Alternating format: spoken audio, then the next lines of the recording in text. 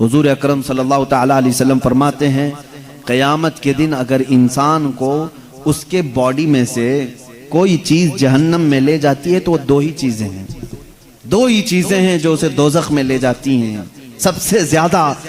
صحابہ نے پوچھا یا رسول اللہ صلی اللہ علیہ وسلم وہ کون سی دو چیزیں ہیں؟ حضور فرماتے ہیں ایک دو جبڑوں کے بیچ میں ہے یہ زبان، اور ایک دو رانوں کے بیچ میں ہے شرمگاہ۔ یہ دو چیزیں ایسی ہیں جو اکثر انسانوں کو جہنم میں لے کر چلی جاتی ہیں،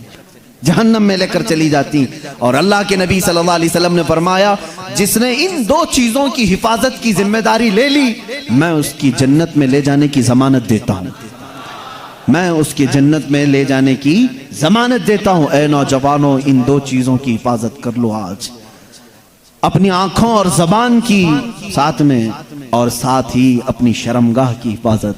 قیامت کا ایک منظر یہ بھی بتایا گیا کہ میدان محشر میں سارے لوگ کھڑے ہوں گے اور کچھ لوگوں کو فرشتے مجرم بنا کر لا رہے ہوں گے، لیکن کس حالت میں معلوم؟ وہ پورے ننگے ہوں گے، پورے بے لباس ہوں گے، اور فرشتے لوہے کی سلاخوں کو آگ میں تپا کر کے ان کی شرمگاہوں پہ مار رہے ہوں گے، جس سے جلنے کی خطرناک بدبو آ رہی ہوگی، اور ان کی شرمگاہوں کو مارا جا رہا ہوگا، اس میں عورتیں بھی ہوگی مرد بھی ہوں گی، ان کی شرمگاہیں جیسی جلتی ہوں گی خطرناک قسم کا پیپ وہاں سے نکل رہا ہوگا۔ پورے محشر والے ان کی اس سزا کو دیکھ کر کے دہل جائیں گے، میدان محشر ہل جائے گا، آخر یہ کون لوگ ہیں؟ فرشتے کہیں گے یہ وہ لوگ ہیں جو اپنے ستر کی دنیا میں حفاظت نہیں کرتے تھے، اپنی شرمگاہوں کے ساتھ کھلواڑ کیا، اللہ کی یہ امانت تھی، ان کا غلط انہوں نے استعمال کیا، زنا کے لیے اور بے حیائی کے لیے انہوں نے اس کا استعمال کیا۔ اس بات پر ہزاروں نہیں لاکھوں لوگ دوزخ میں جا رہے ہوں گے۔ آج دنیا پوری ایڑی چوٹی کا زور لگا چکی ہے امت مصطفیٰ کے نوجوانوں کو بے حیا بنا دیا جائے، ہماری بچیوں کو بے آبرو کر دیا جائے۔ اسی لیے جانتے ہیں آپ آج کے دور میں، پہلے سے ان لوگوں نے بڑی کوششیں کی تھی عورتوں کو ننگا کرنے کی، سکرٹ پہنا کر کے، ہاف کپڑے پہنا کر کے، لیکن جب اپنے فیشن سے زیادہ متاثر نہیں کر سکے تو انہوں نے موبائل کو ہمارے سب کے ہاتھوں میں تھما کر انٹرنیٹ ڈال کر اس میں کثیر قسم کی غلیظ ویب سائٹ بھر دی، ہر ایک کے ہاتھ میں اختیار دے دیا، رات کی تنہائی میں جب تو بیٹھے تو غلیظ قسم کی چیزیں دیکھ اور اپنی شرمگاہ سے کھیل۔ آج اکثر نوجوانوں کا طبقہ اس میں ملوث ہے، اور کتنوں نے اپنے ہاتھوں سے اپنے جسموں کو برباد کر لیا ہے، تباہ کر لیا ہے، انہوں نے اپنی زندگی کو بھی تباہ کیا اور اپنی آخرت کو بھی تباہ کیا ہے۔ کئی ایسے جوان ہیں جو آج شادی کی عمر کو آ چکے اور روتے ہیں کیونکہ اپنے ہاتھوں سے انہوں نے تباہ کر لیا ہے۔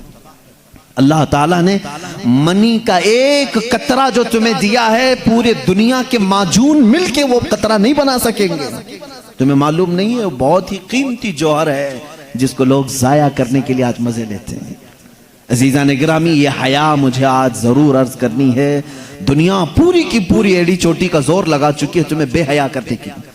یہ فلموں کا جال، یہ سیریل کا جال، یہ انٹرنیٹ کا وبال، یہ سب کچھ تمہارے اخلاق پر ڈاکہ ڈالنے کے لیے ہے۔ دیکھو آج بچیوں کو دیکھو کس کو آئیڈیل مانتی ہیں، یہ فلموں کو دیکھ کر کے، سیریل کو دیکھ کر کے خواب سجاتی ہیں کہ میرے نکاح بھی ایسی ہی کسی سے ہونا چاہیے، میری شادی ایسی سے ہونا چاہیے۔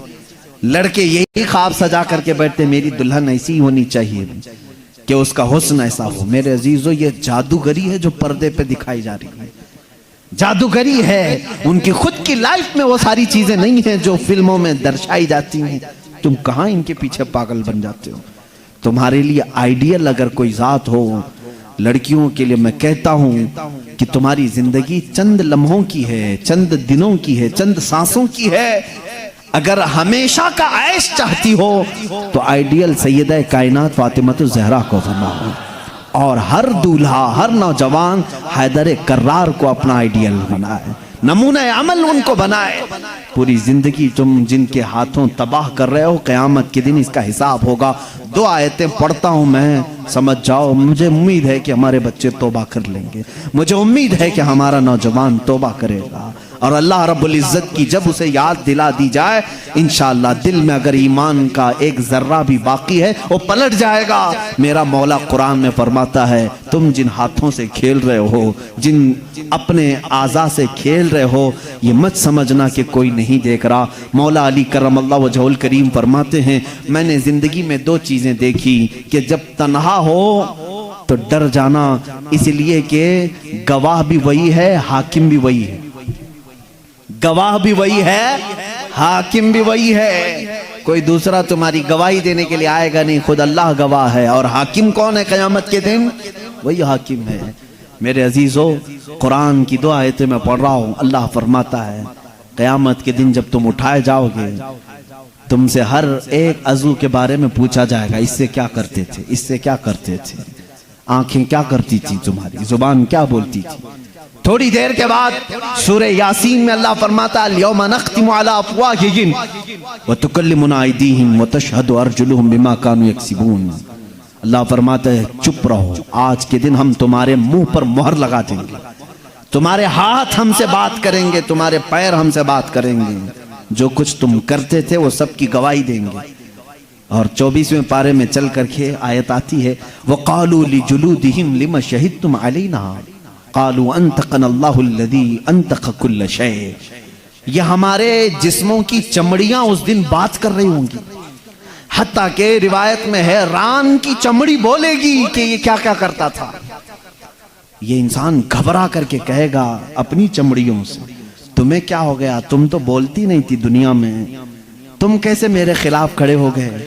وہ چمڑیاں اس وقت بھی کہیں گی کہ تو آج خاموش ہو جا، تیری زبان دنیا میں تھی اور آج اللہ نے ہمیں بولنے کا موقع دیا ہے۔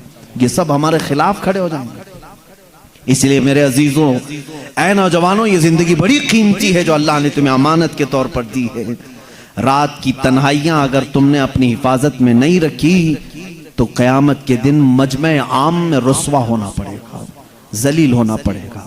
اس وقت ہمارے اعمال کھولے جائیں گے جب ہمارے ماں باپ بھی سامنے ہوں گے، ہمارے بچے بھی ہمارے سامنے ہوں گے، ہماری بیویاں بھی ہوں گی، بلکہ حد تو یہ ہے کہ محمد عربی صلی اللہ علیہ وسلم سامنے ہوں گے، صحابہ ہوں گے، اولیاء ہوں گے، سب کے سامنے کہا جائے گا کہ تیری ساری تنہائیاں بتا تو نے کیا کیا کیا ہے۔ لیکن ایک بات یاد رکھو وہ مولا کریم ہے، ہزار گناہ ہو جائیں لیکن اس کا ایک وعدہ ہے، کبھی کبھار کچھ ایسے لوگ بھی آئیں گے انہوں نے گناہ تو بہت کیے تھے لیکن جب انہیں کسی نے دنیا میں اللہ کا خوف دلایا تو رات کی تنہائی میں وہ ڈر کر کے رونے لگے اور کہنے لگے اے بار الہا میرے نفس نے مجھے بہکایا، میں شرارت میں آ گیا اور میں غلط کام اپنے ہاتھوں سے کر لیا، لیکن اے الہ العالمین تو ارحم الراحمین ہے اور میں اخطأ الخاطئین ہوں، میں سب سے زیادہ خطا کرنے والا اور تو سب سے زیادہ رحم کرنے والا۔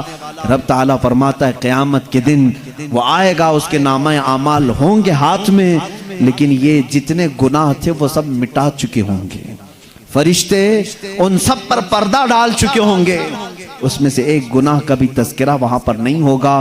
کاش ہماری زندگی میں بھی ایسا ہو جائے، کاش ہماری زندگی میں ایسا ہو جائے۔ خطائیں ہوئی ہیں لیکن توبہ کر لو، میرا مولا وعدہ کرتا ہے کہ ہم سب کو چھپا دیں گے۔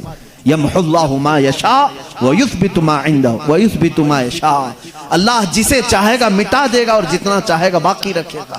وعنده ام الکتاب، ساری کتاب کا اصل اسی کے پاس ہے، وہ جس کے گناہ چاہے گا مٹا دے گا۔